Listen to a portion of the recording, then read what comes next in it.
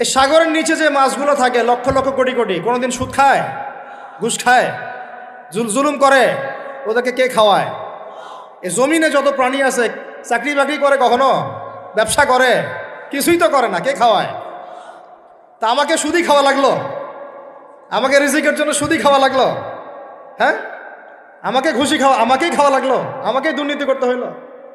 আল্লাহ পাক আমাদেরকে বুঝ দান করেন। আমি রিজিক আল্লাহ পাক দিবেন। যদি আপনি হারামে চান তখন হারামেই পাবেন, হালালে চাইলে আল্লাহ পাক হালাল রাস্তা বের করে দেবে ইনশাআল্লাহ। তো এগুলো আমাদের কাজ ভাই। একদিন দুই দিনের মাহফিল করে আমরা সব কায়েম করতে পারবো না। তারপরে আমাদের পরিবারের আদর্শ ঠিক করতে হবে, পরিবারের মেয়েদেরকে পর্দায় রাখতে হবে, সবাইকে সৎ কাজে আদেশ করতে হবে, অন্যায় কি করতে হবে? নিষেধ করতে হবে, দাওয়াতের কাজ করতে হবে, আলেমদের সহমতে থাকতে হবে, উম্মাকে ঐক্যবদ্ধ করার চেষ্টা করতে হবে। তারপরে ইনশাআল্লাহ দিনের জন্য কিছু করা যাবে। ঠিক আছে কথা?